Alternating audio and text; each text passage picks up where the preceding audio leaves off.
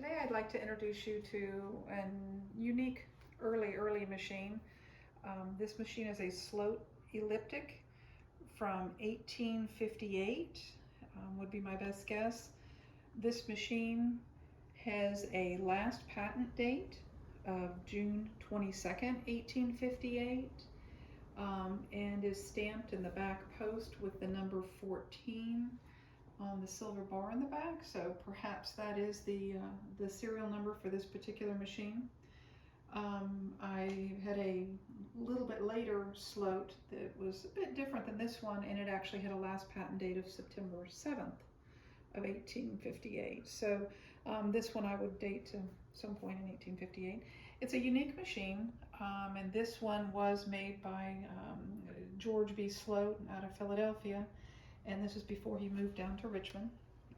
And so this is kind of a neat machine. Fortunately, it has kept a lot of its beautiful toll painting intact, and still a lot of silver on this particular machine in various parts. And it still comes in its treadle table, and is kind of a neat machine. It's unique in that the hook for this machine actually rotates around the bobbin. And so it is kind of an interesting mechanism. That I don't believe any other machines made like this. And then later on, when Sloat stopped making this elliptic, it was then taken up by Wheeler and Wilson, and they made, I think in the same factory, the elliptic machine, which has a much more of a Wheeler and Wilson curved needle feel. The bobbin for this particular machine is this one here on the left.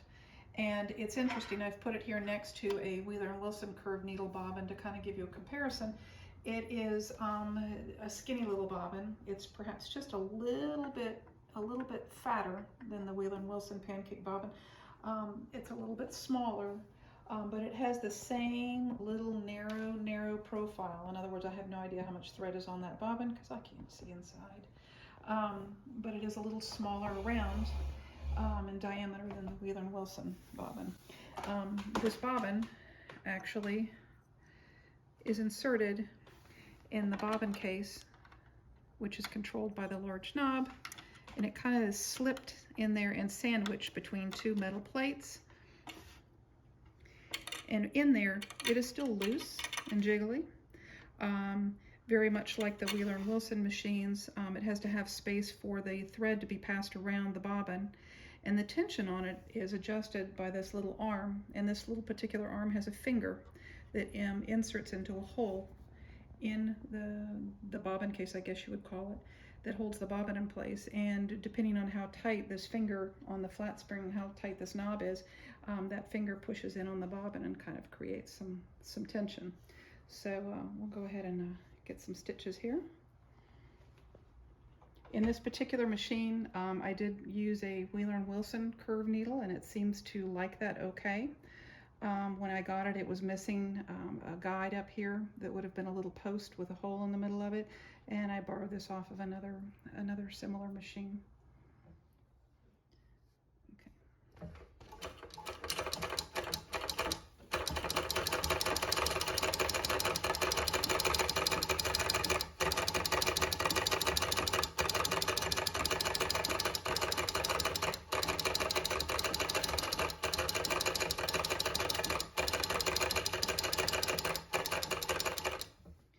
She sews some pretty nice little stitches. Let me pull this around so you can see this a little bit better. And there's the upper stitch and the lower stitch. This table's kind of unique. It's a simple just flat tabletop.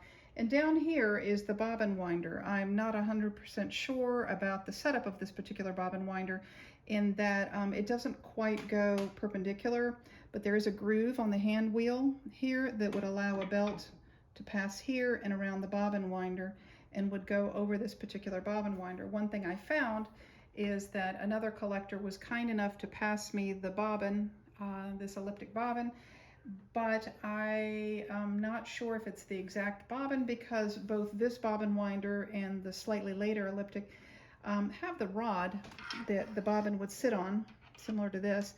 And in the case of the one that's in this machine, the bobbin is actually The hole is too big for this little small shaft, and it's too small for the bigger part here. So I'm not exactly sure what type of bobbin this elliptic would take, but it seems to like the one that I was given for this particular machine. The irons are very particular. They have this lovely, I guess you would refer to it maybe as an Art Deco style irons. They're very attractive. The other treadle I had was similar to that, but it didn't have the lattice inset. When Wheeler and Wilson started making these machines, then they all took on the irons of the Wheeler and Wilson.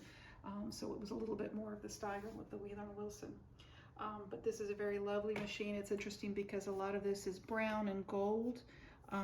I've cleaned a little bit on the irons, and there's still some gold trim on the wheel, and this needs a little bit more cleaning up, and I have the piece to replace the pedal here that needs to be brazed and put back together. But in the meantime, it's a nice little machine and lovely to play with, and show some nice stitches for being quite old. Thank you.